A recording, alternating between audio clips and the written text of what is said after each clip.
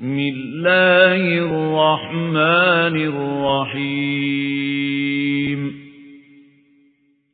ألف لام را كتاب أنزلناه إليك لتخرج الناس من الظلمات إلى النور بإذن ربهم إلى صراط العزيز الحميد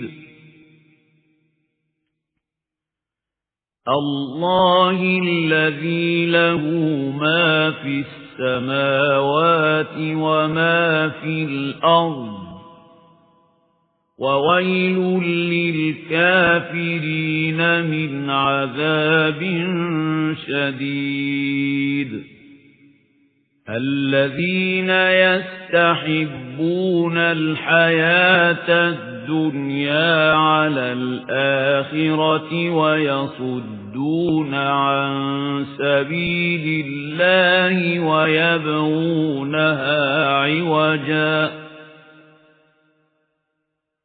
أولئك في ضلال بعيد. அத்தியாயம் இப்ராஹிம். மக்காவில் அருளப்பட்டது. வசனங்கள் 52. அளவிலா கருணையும் இணையிலா கிருபையும் உடைய அல்லாஹுவின் திருப்பெயரால். அலிஃப் லாம் ரா. முஹம்மதே, இது ஒரு வேதமாகும். இதனை உம்மீது நாம் இறக்கியுள்ளோம். மக்களை அவர்களுடைய இறைவனின் உதவி கொண்டு இருளிலிருந்து வெளியேற்றி ஒளியின் பக்கம் நீர் கொண்டு வர வேண்டும் என்பதற்காக. அதாவது யாவற்றையும் மிகைத்தோனும் தனக்குத்தானே புகழுக்குரியோனுமாகிய, மேலும் வானங்கள் பூமியில் உள்ள அனைத்துக்கும் உரியவனுமாகிய அல்லாஹ்வின் பாதையின்பால் கொண்டு வர வேண்டும் என்பதற்காக. சத்தியத்தை ஏற்க மறுப்பவர்களுக்கு அழிவை தரும் கடும் தண்டனை இருக்கிறது. அவர்கள் எத்தகையவர்கள் எனில், மறுமையை விட இவ்வுலக வாழ்க்கைக்கு முன்னுரிமை வழங்குகிறார்கள். மேலும் அல்லாஹ்வின் வழியிலிருந்து மக்களை தடுக்கிறார்கள். அவ்வழி தங்கள் விருப்பப்படி கோணலாகிவிட வேண்டும் என்று நாடுகிறார்கள். இத்தகையவர்கள் வழிகேட்டில் வெகு தூரம் சென்று விட்டிருக்கிறார்கள். وَمَا أَرْسَلْنَا مِن رَّسُولٍ إِلَّا بِلِسَانِ قَوْمِهِ لِيُبَيِّنَ لَهُمْ فَيُضِلُّ اللَّهُ مَن يَشَاءُ وَيَهْدِي مَن يَشَاءُ وَهُوَ الْعَزِيزُ الْحَكِيمُ. தூதர்கள் அனைவரையும் அவரவரின் சமுதாய மொழியிலேயே தூது செய்தி அறிவிப்பவர்களாய் நாம் அனுப்பி வைத்தோம். செய்தியை அவர்களுக்கு தெள்ளத் தெளிவாக அவர் எடுத்துரைக்க வேண்டும் என்பதற்காக. பின்னர் அல்லாஹ் தான் நாடுகின்றவர்களை வழி பெறச் செய்கின்றான், நாடுகின்றவர்களுக்கு நேர்வழி காட்டுகின்றான். அவன் யாவரையும் மிகைத்தவனும் நுண்ணறிவாளனும் ஆவான். وَلَقَدْ أَرْسَلْنَا مُوسَى بِآيَاتِنَا أَنْ أَخْرِجْ قَوْمَكَ مِنَ الظُّلُمَاتِ إِلَى النُّورِ وَذَكِّرْهُم بِأَيَّامِ اللَّهِ إِنَّ فِي ذَلِكَ لَآيَاتٍ لِكُلِّ صَبَّارٍ شَكُورٍ. இதற்கு முன்பு மூசாவையும் நம்முடைய சான்றுகளுடன் அனுப்பி சமுதாயத்தினரை இருளிலிருந்து வெளியேற்றி ஒளியின் பக்கம் கொண்டு வாரும். மேலும் அல்லாஹ்வின் வரலாற்று முக்கியத்துவம் வாய்ந்த நாட்களை நினைவூட்டி அவர்களுக்கு அறிவுரை வழங்கும் என்று கட்டளையிட்டிருந்தோம். பொறுமையாளராகவும் நன்றி செலுத்துபவராகவும் திகழும் ஒவ்வொருவருக்கும் இந்த சம்பவங்களில் பல சான்றுகள் இருக்கின்றன. وَإِذْ قَالَ مُوسَى لِقَوْمِهِ اذْكُرُوا نِعْمَةَ اللَّهِ عَلَيْكُمْ إِذْ أنجاكم من آل فرعون يسومونكم سوء العذاب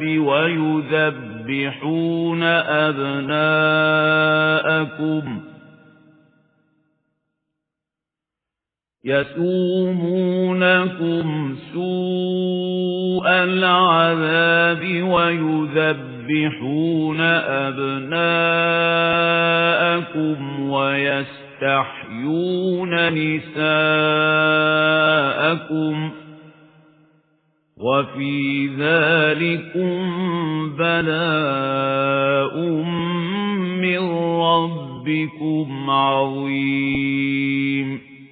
மூசா தம்முடைய சமூகத்தாரிடம் இவ்வாறு கூறியதை நினைவு கூறுங்கள். அல்லாஹ் உங்களுக்கு செய்துள்ள பேருதவிகளை நினைத்துப் பாருங்கள்.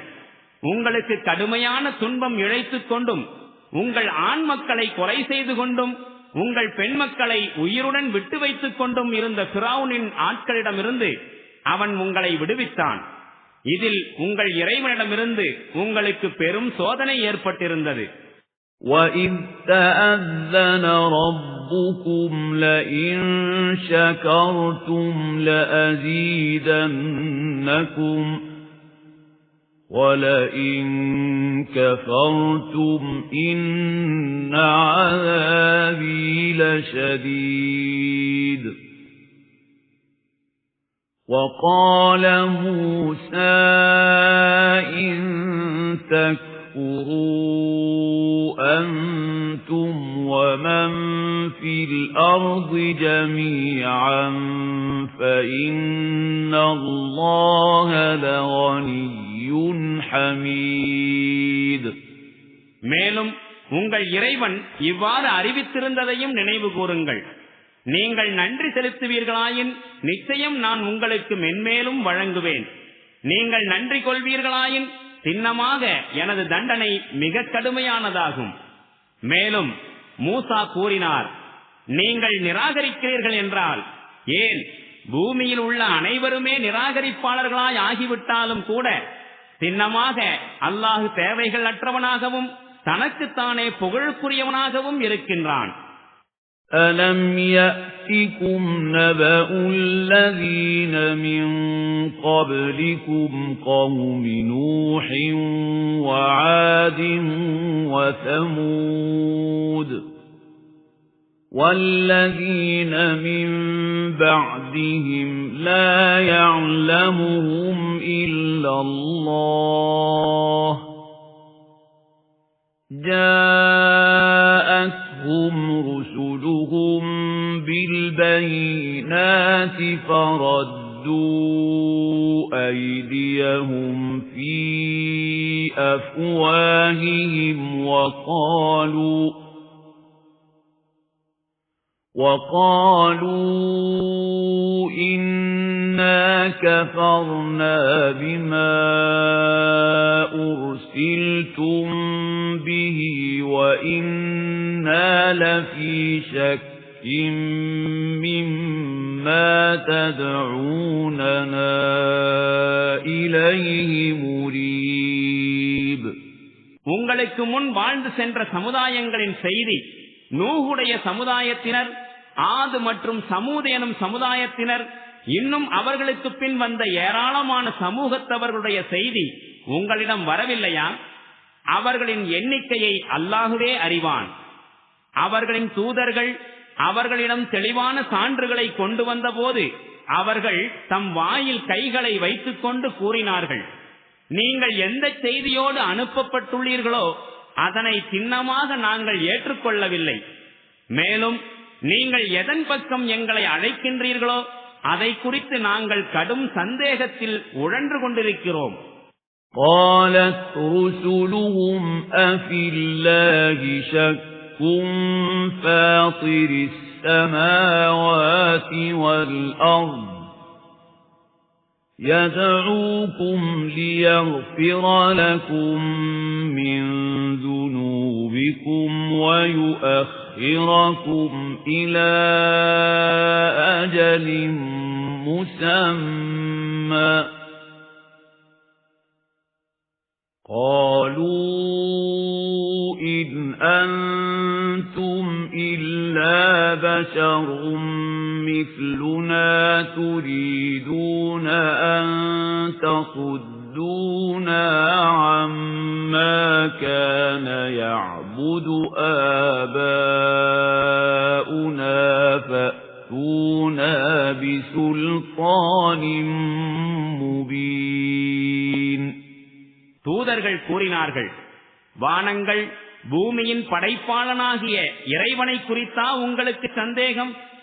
உங்கள் குற்றங்களை மன்னிக்கவும் ஒரு குறிப்பிட்ட காலம் வரை உங்களுக்கு அவகாசம் அளிக்கவும் அவன் உங்களை அழைத்துக் கொண்டிருக்கிறான்.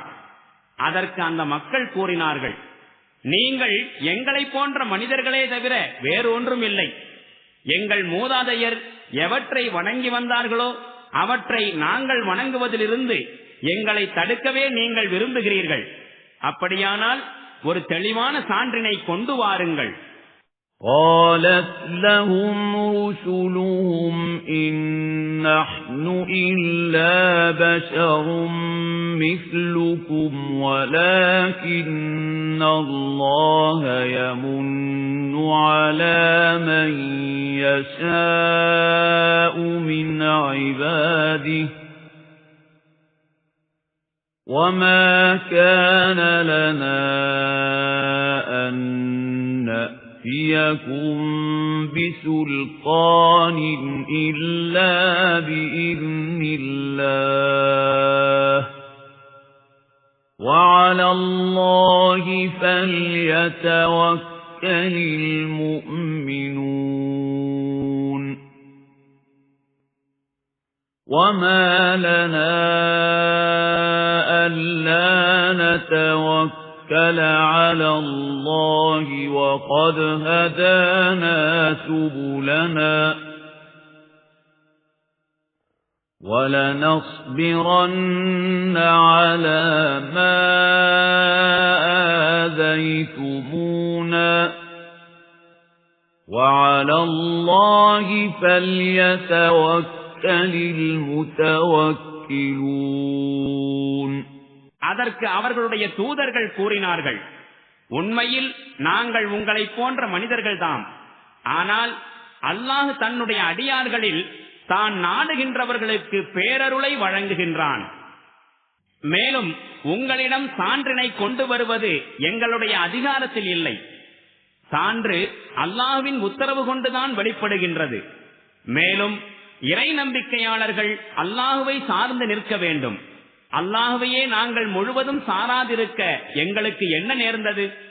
எங்கள் வாழ்க்கை பாதைகளில் அவன்தானே எங்களுக்கு நேர்வழியை காட்டினான். எங்களுக்கு நீங்கள் இழைத்துக் கொண்டிருக்கின்ற தொல்லைகளை நிச்சயமாக நாங்கள் பொறுத்துக் கொள்வோம். எனவே சார்ந்திருப்பவர்கள் அல்லாஹுவையே முழுமையாக சார்ந்திருக்க வேண்டும். وقال الذين كفروا لرسلهم لنخرجنكم من أرضنا أو لتعودن في ملتنا فأوحى إليهم ربهم لنهلكن الظالمين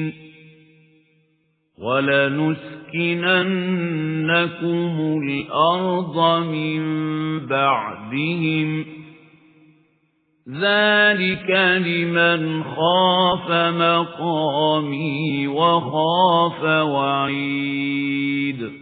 இறுதியில் இறை மறுப்பாளர்கள் தம் தூதர்களிடம் கூறிவிட்டார்கள், நீங்கள் எங்கள் மார்க்கத்திற்கு திரும்பிவிட வேண்டும். இல்லையெனில் நிச்சயமாக எங்கள் ஊரிலிருந்து உங்களை வெளியேற்றி விடுவோம்.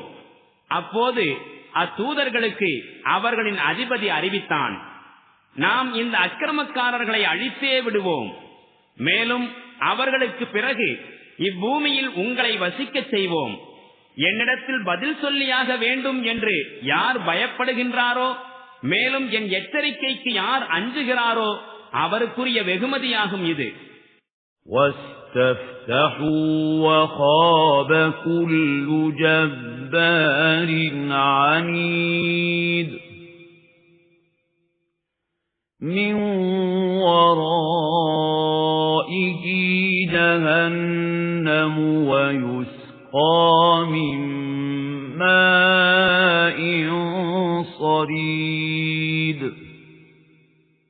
يَتَجَرَّعُهُ وَلَا يَكَادُ يُسِيغُهُ وَيَأْتِيهِ الْمَوْتُ مِنْ كُلِّ مَكَانٍ وَمَا هُوَ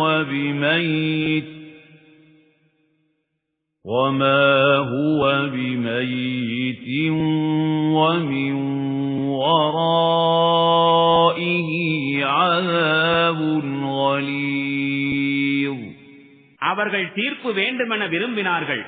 ஆகையால் இவ்வாறு அவர்களுக்கு தீர்ப்பு அளிக்கப்பட்டது. மேலும் சத்தியத்திற்கு விரோதியான ஒவ்வொரு ஆணவக்காரனும் இழப்புக்குள்ளாகிவிட்டான். இனி அவனுக்கு நரகம்தான் இருக்கின்றது.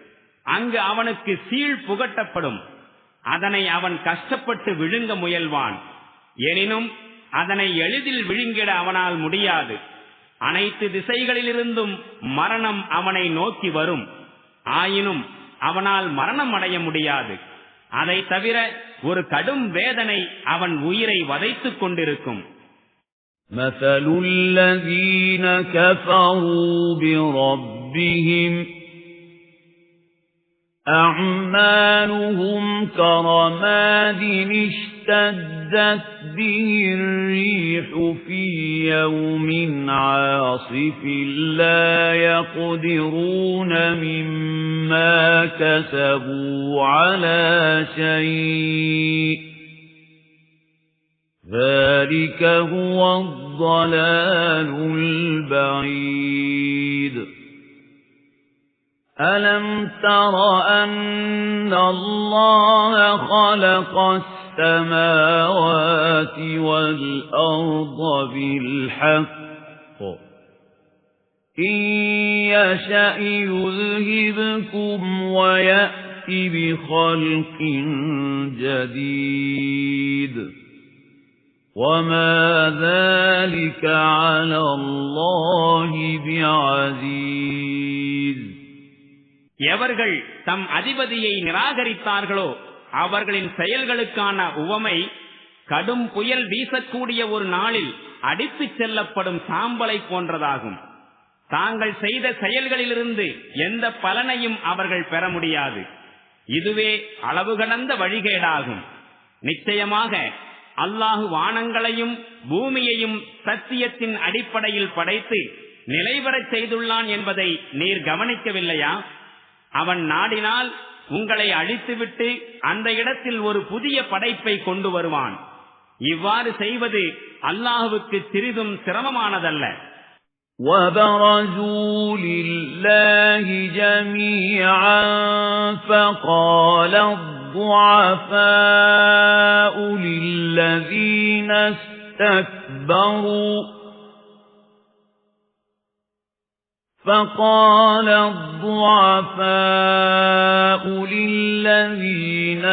اسْتَكْبَرُوا إِنَّا كُنَّا لَكُمْ تَبَعًا فَهَلْ أَنْتُمْ مُغْنُونَ عَنَّا مِنْ عَذَابِ اللَّهِ مِنْ شَيْءٍ قَالُوا لَوْ هَدَانَا اللَّهُ لَهَدَيْنَاكُمْ سَوَاءٌ عَلَيْنَا أَجَزِعْنَا أَمْ صَبَرْنَا مَا لَنَا مِنْ مَحِيصٍ மேலும் இவர்கள் அனைவரும் அல்லாஹுவின் திருமுன் ஒளிவு மறைவின்றி ஒன்று சேர்க்கப்படும் போது உலகில் பலவீனர்களாயிருந்த மக்கள் பெரிய மனிதர்களாய் கருதி கொண்டிருந்தவர்களை நோக்கி, உலகில் நாங்கள் உங்களை பின்பற்றி வந்தோம். இப்போது அல்லாஹுவின் தண்டனையிலிருந்து எங்களை காப்பாற்ற உங்களால் ஏதேனும் செய்ய முடியுமா என்று கேட்பார்கள். அதற்கு அவர்கள் கூறுவார்கள், அல்லாஹ் எங்களுக்கு ஈடேற்றத்திற்கான ஏதேனும் வழியை காட்டியிருந்தால் நாங்கள் அதனை உங்களுக்கும் நிச்சயம் காட்டித் தந்திருப்போம். இப்போது நாம் பதறினாலும் சரி, பொறுமையாயிருந்தாலும் சரி, இரண்டுமே நமக்கு சமம்தான். எந்த நிலையிலும் நாம் தப்புவதற்கு வழியே இல்லை. وَقَالَ الشَّيْطَانُ لَمَّا قُضِيَ الْأَمْرُ إِنَّ اللَّهَ وَعَدَكُمْ وَعْدَ الْحَقِّ وَوَعَدتُّكُمْ فَأَخْلَفْتُكُمْ وَمَا كَانَ لِيَ عَلَيْكُمْ مِنْ سُلْطَانٍ إِلَّا أَنْ دَعَوْتُكُمْ فَاسْتَجَبْتُمْ لِي فَلَا تَلُومُونِي وَلُومُوا أَنفُسَكُمْ مَا أَنَا بِمُصْرِخِكُمْ وَمَا أَنْتُمْ بِمُصْرِخِيَّ إِنِّي كَفَرْتُ بِمَا أَشْرَكْتُمُونِ مِنْ قَبْلُ إِنَّ الظَّالِمِينَ لَهُمْ عَذَابٌ أَلِيمٌ.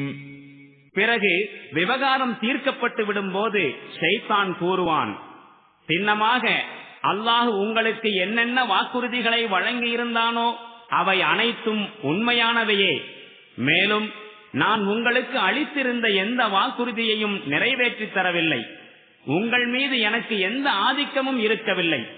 ஆனால் நான் செய்ததெல்லாம் என் வழியில் வருமாறு உங்களை அழைத்ததுதான். நீங்கள் எனது அழைப்பை தயக்கமின்றி ஏற்றுக்கொண்டீர்கள்.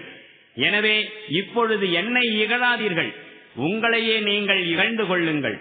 இங்கு நான் உங்களுக்கு உதவி செய்ய முடியாது, உங்களாலும் எனக்கு உதவி செய்ய முடியாது. இதற்கு முன்பு இறைவனுக்கு இணையாக நீங்கள் என்னை ஆக்கியதற்கு நான் பொறுப்பல்ல. இத்தகைய அக்கிரமக்காரர்களுக்கு சின்னமாக துன்புறுத்தும் தண்டனை இருக்கிறது.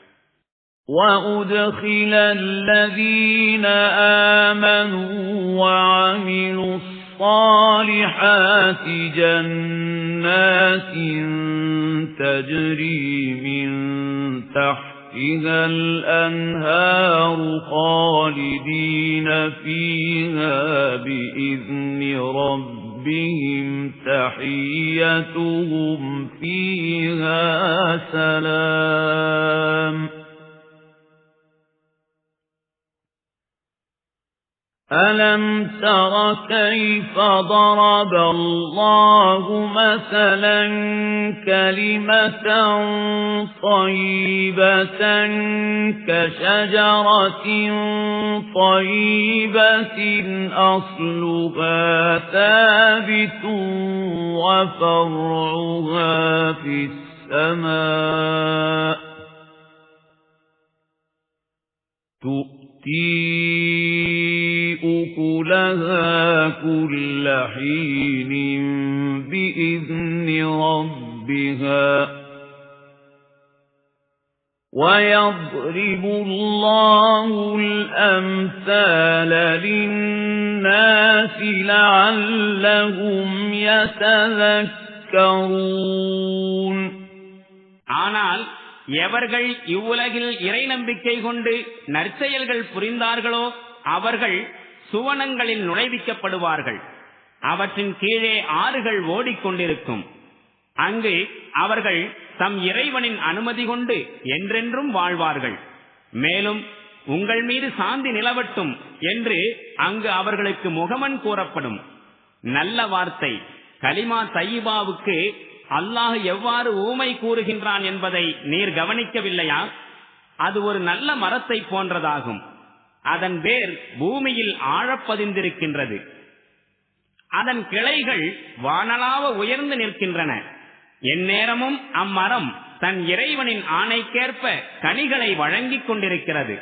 மக்கள் படிப்பினை பெற வேண்டும் என்பதற்காக அல்லாஹ் அவர்களுக்கு இத்தகைய உவமைகளை கூறுகின்றான்.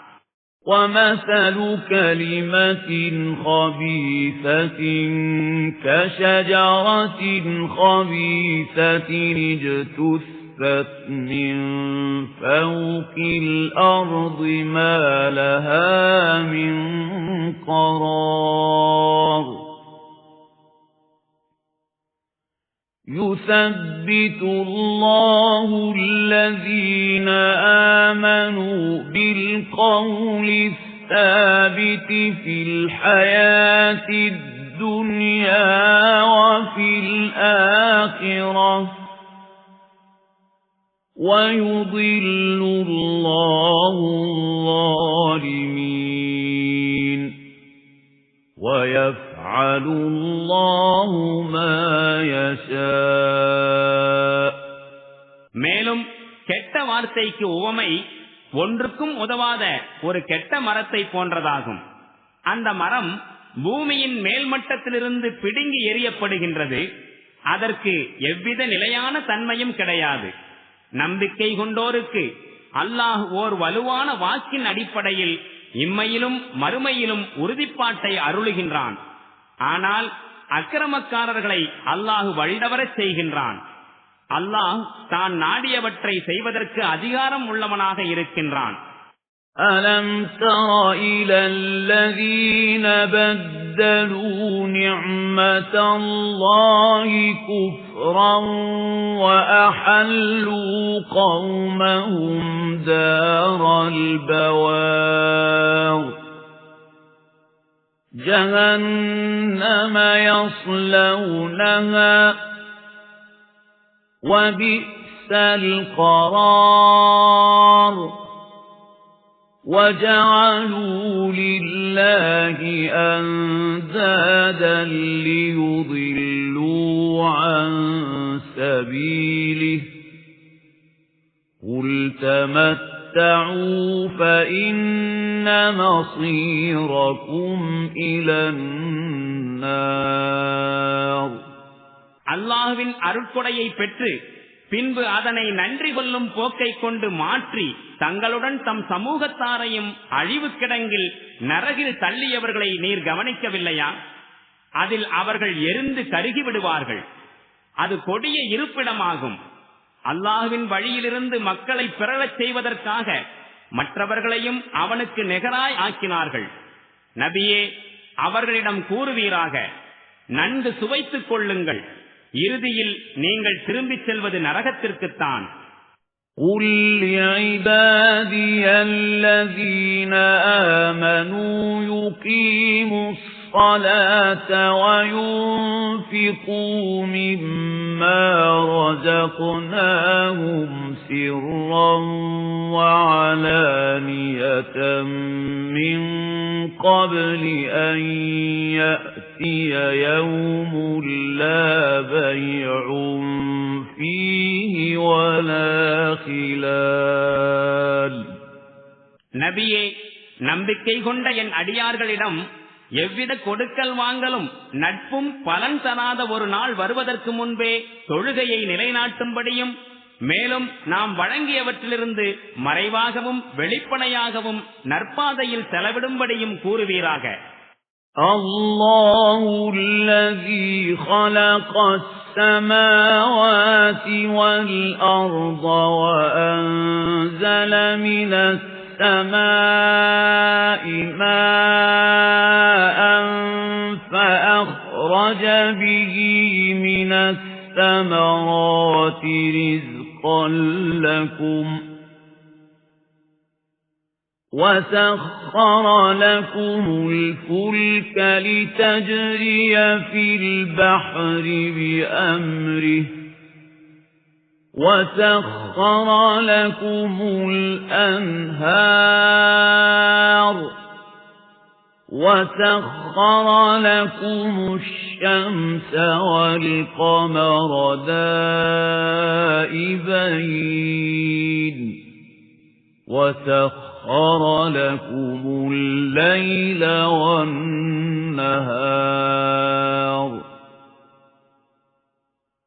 وَآتَاكُم مِّن كُلِّ مَا سألتموه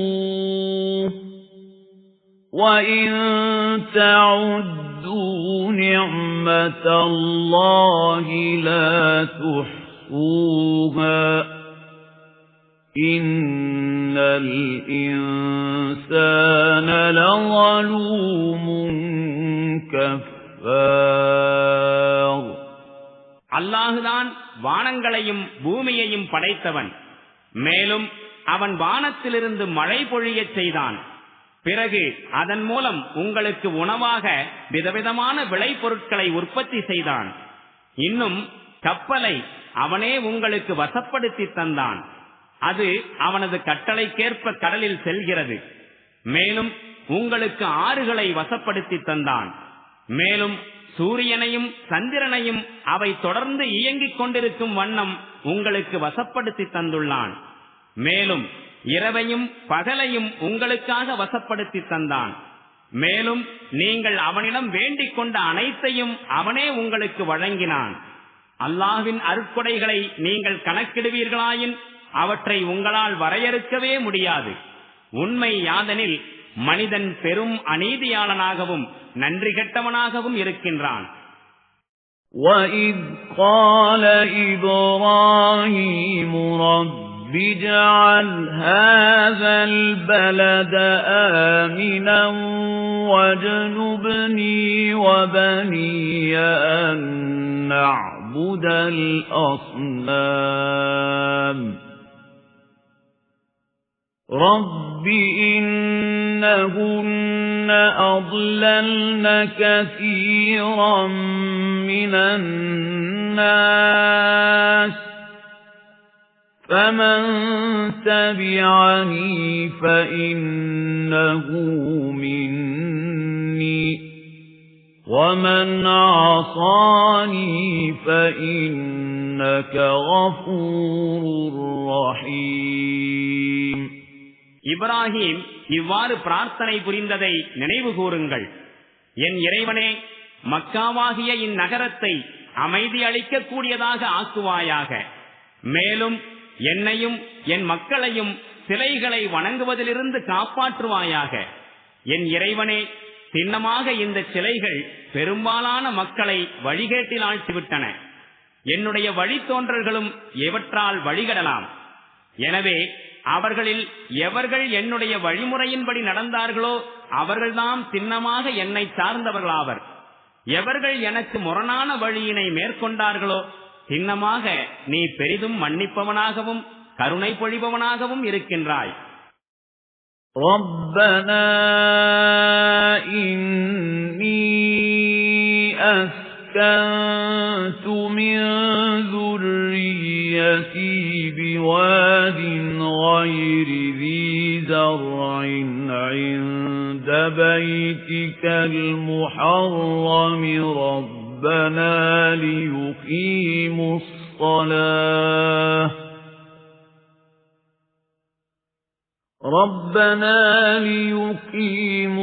الصَّلَاةَ فَاجْعَلْ أَفْئِدَةً مِنَ النَّاسِ تَهْوِي إِلَيْهِمْ وَارْزُقْهُم مِّنَ الثَّمَرَاتِ لَعَلَّهُمْ يَشْكُرُونَ.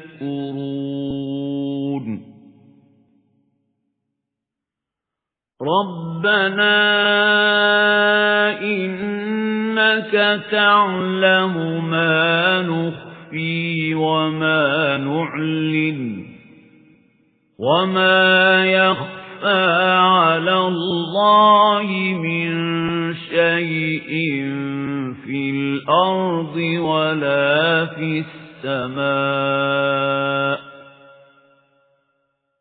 الحمد لله الذي وهب لي على الكبر إسماعيل وإسحاق إن ربي لسميع الدعاء. எங்கள் இறைவனே, நான் என் மக்களில் சிலரை விவசாயம் இல்லாத ஒரு பள்ளத்தாக்கில் கண்ணியத்திற்குரிய உன்னுடைய இல்லத்தருகில் குடியமர்த்தி விட்டேன். எங்கள் இறைவனே, அவர்கள் இங்கு தொழுகையை நிலைநிறுத்த வேண்டும் என்பதற்காக இவ்வாறு செய்தேன். எனவே அவர்கள் மீது அன்பு கொள்ளும்படி மக்களின் உள்ளங்களை ஆக்குவாயாக. மேலும் இவர்களுக்கு உண்பொருள்களை வழங்குவாயாக. இவர்கள் நன்றியுடையவர்களாய் திகழக்கூடும். எங்கள் இறைவனே, சின்னமாக நாங்கள் மறைத்து வைக்கின்ற மற்றும் வெளிப்படுத்துகின்ற அனைத்தையும் நீ அறிவாய். பூமியிலும் சரி வானத்திலும் சரி எந்த பொருளும் அல்லாஹ்வுக்கு மறைந்ததல்ல. முதுமை காலத்தில் இஸ்மாயில், இஸ்ஹாக் போன்ற மக்களை வழங்கிய அல்லாஹ்வுக்கே எல்லா புகழும். சின்னமாக என்னுடைய இறைவன் பிரார்த்தனைகளை செவியேற்பவனாவான். ரப்பி ஜஅல்னி முகீமஸ் ஸலாத்தி வ மின் ذُرِّيَّتِي ரப்பனா வ தகப்பல் துஆ ربنا اغفر لي ولوالدي وللمؤمنين يوم يقوم الحساب. என் இறைவா, தொழுகையை நிலைநிறுத்துபவனாய் என்னை ஆக்குவாயாக. என் வழித்தோன்றல்களிலிருந்தும் தொழுகையை நிலைநாட்டுபவர்களை தோற்றுவிப்பாயாக. எங்கள் இறைவனே, மேலும் எனது இந்த பிரார்த்தனையை ஏற்றுக்கொள்வாயாக. எங்கள் இறைவனே, எனக்கும் என் பெற்றோருக்கும் நம்பிக்கை கொண்டோர் அனைவருக்கும் கேள்வி கணக்கு கேட்கப்படும் நாளில் மன்னிப்பை அருள்வாயாக. وَلَا تَحْسَبَنَّ اللَّهَ غَافِلًا عَمَّا يَعْمَلُ الظَّالِمُونَ إِنَّمَا يُؤَخِّرُهُمْ لِيَوْمٍ تَشْخَصُ فِيهِ الْأَبْصَارُ مُهْطِعِينَ مُقْنِعِي رُءُوسِهِمْ لَا يَرْتَدُّ إِلَيْهِمْ طَرْفُهُمْ وَأَفْئِدَتُهُمْ هَوَاءٌ وَأَنذِرِ النَّاسَ يَوْمَ يَأْتِيهِمُ الْعَذَابُ فَيَقُولُ الَّذِينَ ظَلَمُوا رَبَّنَا أَخِّرْنَا إِلَى أَجَلٍ قَرِيبٍ نُجِبْ دَعْوَتَكَ ونتبع الرسل أَوَلَمْ تَكُونُوا أَقْسَمْتُمْ مِنْ قَبْلُ مَا لَكُمْ مِنْ زَوَالٍ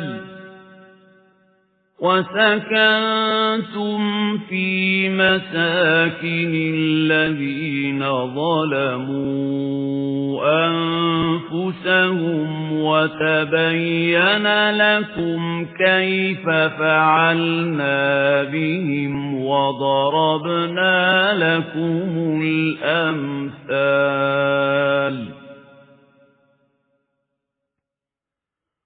وَقَدْ مَكَرُوا مَكْرَهُمْ وَعِندَ اللَّهِ مَكْرُهُمْ وَإِنْ كَانَ مَكْرُهُمْ لِتَزُولَ مِنْهُ الْجِبَالُ.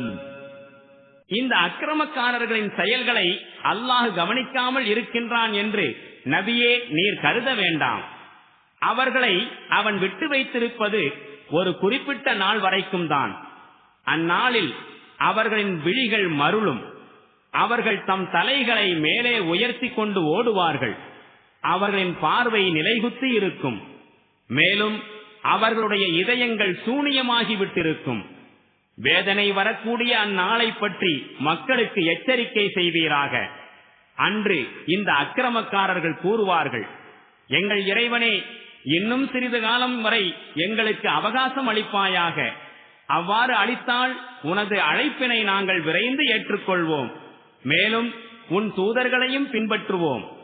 அப்போது அவர்களுக்கு இவ்வாறு தெளிவாக பதில் கூறப்படும், எங்களுக்கு அழிவே இல்லை என்று இதற்கு முன்னர் பலமுறை சத்தியம் செய்து கூறிக்கொண்டிருந்தவர்கள் தாமே நீங்கள். உண்மையில் தமக்குத்தாமே அநீதி இழைத்துக் கொண்டவர்கள் வாழ்ந்த ஊர்களில்தான் நீங்கள் வசித்து வந்தீர்கள். அவர்களிடம் நாம் எவ்வாறு நடந்து கொண்டோம் என்பதும் உங்களுக்கு தெளிவாக தெரிந்துவிட்டிருந்தது. மேலும் அவர்களை உதாரணமாக கூறியும் உங்களுக்கு உண்மையை புரிய வைத்திருந்தோம். அவர்கள் விதவிதமான சூழ்ச்சிகளை செய்து பார்த்தனர். அவர்களுடைய சூழ்ச்சிகள் மலைகளையே பெயர்த்துவிடக்கூடியவையாக இருப்பினும் அவர்களுடைய ஒவ்வொரு சூழ்ச்சியையும் முறியடிக்கும் சூட்சுமம் அல்லாஹ்விடம் இருந்தது. فَلَا تَحْسَبَنَّ اللَّهَ مُخْلِفَ وَعْدِهِ رُسُلَهُ إِنَّ اللَّهَ عَزِيزٌ ذُو انتِقَامٍ يَوْمَ تُبَدَّلُ الْأَرْضُ غَيْرَ الْأَرْضِ وَالسَّمَاوَاتُ وَبَرَزُوا لِلَّهِ الْوَاحِدِ الْقَهَّارِ وَتَرَى الْمُجْرِمِينَ يَوْمَئِذٍ مُقَرَّنِينَ فِي الْأَصْفَادِ سَرَابِيلُهُم مِّن قَطِرَانٍ وَتَغْشَى وُجُوهَهُمُ النَّارُ لِيَجْزِيَ اللَّهُ كُلَّ نَفْسٍ مَا كَسَبَتْ إِنَّ اللَّهَ سَرِيعُ الْحِسَابِ. நபியே, அல்லாஹ் தன் தூதர்களிடம் அளித்துள்ள வாக்குறுதிக்கு மாறு செய்வான் என்று நீர் ஒருபோதும் கருத வேண்டாம். சின்னமாக அல்லாஹ் வல்லமையுடையவனும் பழிவாங்குபவனும் ஆவான். இந்த பூமி வேறு பூமியாகவும் இந்த வானங்கள் வேறு வானங்களாகவும் மாற்றப்பட்டு அடக்கியாலும் ஏக இறைவனாகிய அல்லாஹுவின் திருமுன்னர் ஒளிவு மறைவின்றி எல்லோரும் வந்து சேர்வார்கள். அத்தகைய ஒரு நாளை குறித்து நீர் அவர்களை எச்சரிப்பீராக. அந்நாளில் குற்றவாளிகளின் கைகால்கள் சங்கிலிகளால் பிணைக்கப்பட்டிருப்பதை நீர் காண்பீர். அவர்கள் தார் ஆடைகளை அணிந்திருப்பார்கள். மேலும் அவர்களின் முகங்களை தீக்கொழுந்துகள் மூடியிருக்கும். ஒவ்வொரு மனிதனுக்கும் அவனவன் செய்த செயல்களின் கூலியை அல்லாஹ் வழங்க வேண்டும் என்பதற்காக இவ்வாறு செய்யப்படும். சின்னமாக அல்லாஹ் விரைவாய் கணக்கு வாங்குபவனாவான்.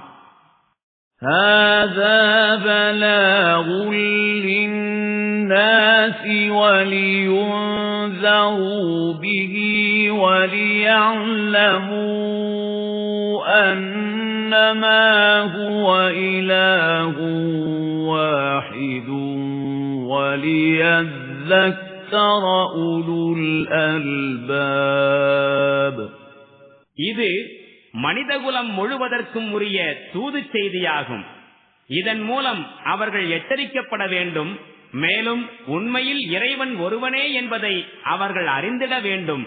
மேலும் அறிவுடையவர்கள் படிப்பினை பெற்றிட வேண்டும் என்பதற்காகவே இந்த தூது செய்தி அனுப்பப்பட்டுள்ளது.